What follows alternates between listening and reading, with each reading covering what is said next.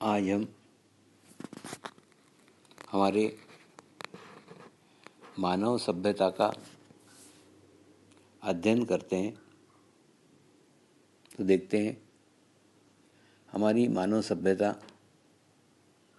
हजारों सालों में खूब धीरे धीरे विकसित हुई है और ये सभ्यता विकसित होने में अनेक महात्माओं का,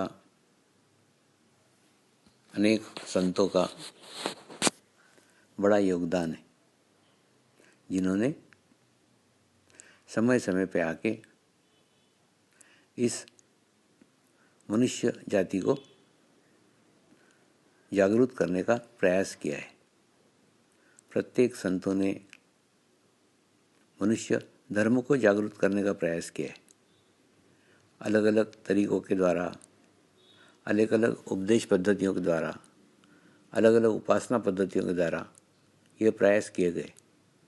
इन सारे प्रयासों का तरीका अलग अलग हो सकता है, लेकिन सभी का उद्देश्य एक ही था और वो उद्देश्य था मनुष्य के भीतर की मनुष्यता को जागरूक करना।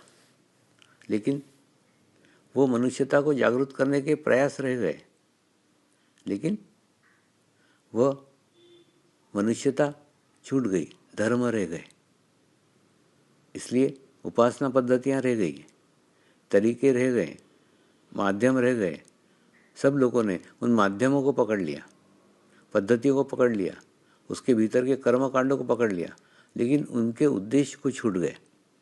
ये सब का अध्ययन पिछले 800 सालों से हिमालय के ऋषि मुनि कर रहे थे और उन्होंने देखा समाज में समझा करके, समाज में बता करके जागृति नहीं आ सकती। जागृति बाहर से आने से अच्छा है, जागृति भीतर से आए। इसलिए हिमालय के ऋषि मुनियों ने 800 साल तपस्या करके, साधना करके एक अनुभूति को विकसित किया है और वह अनुभूति ही समर्पण संस्कार है। समर्पण संस्कार कोई ध्यान की पद्धति नहीं है, कोई मेथड नहीं है, इसके अंदर कोई भी पद्धति नहीं है, कुछ नहीं है। एक पवित्र आत्मा के द्वारा, एक पवित्र आत्मा पर किया गया संस्कार है और वह संस्कार ग्रहण करने के लिए आपको केवल एक पवित्र आत्मा बनना पड़ता है और पवित्र आत्मा बन जाने के बाद उस संस्कार को नियमित साधना के द्वारा धीरे धीरे विकसित करना पड़ता है। और जैसे जैसे आप विकसित करते हैं, वैसे वैसे आपके भीतर आत्मा के गुण विकसित होना प्रारंभ हो जाते हैं और देह के दोष धीरे धीरे दूर होना चालू हो जाते हैं। इसलिए इस संस्कार को के द्वारा मैंने अनुभव किया कि पिछले 22 सालों से मैं अलग अलग देशों का दौरा करता हूँ और आज आपको पूर्ण विश्वास के साथ कह सकता हूँ कि अगर मनुष्य को मनुष्य के साथ जोड़ने के लिए अगर कोई तरीका है, कोई मार्ग है, वो एक ही मार्ग है, वह है समर्पण संस्कार साधना। उस संस्कार साधना के द्वारा सबको समान अनुभूति होती है। फिर वो व्यक्ति किसी भी देश का हो, किसी भी जाति का हो, किसी भी धर्म का हो, किसी भी देश का हो, और वह अनुभूति के द्वारा यह अनुभव होता है कि सारे मनुष्य एक ही हैं, हम सब समान हैं, हम सब एक हैं। ये समानता का भाव उसके भीतर स्थापित होता है। परमात्मा की दो विशेषता हैं, एक है समानता और दूसरी है निःशुल्क। परमात्मा जो कुछ देता है वो निःशुल्क देता है। ठीक उसी प्रकार से यह संस्कार भी निःशुल्क सारे विश्व में प्रत्येक मनुष्य मात्र के लिए खुला है। जो मनुष्य इस संस्कार को ग्रहण करना चाहे वो ग्रहण कर सकता है, और ग्रहण करने के बाद उसको ही विकसित करना पड़ेगा, उसको ही साधना करना पड़ेगी। आज विश्व में सुरक्षा की समस्या विश्व की सबसे बड़ी समस्या है।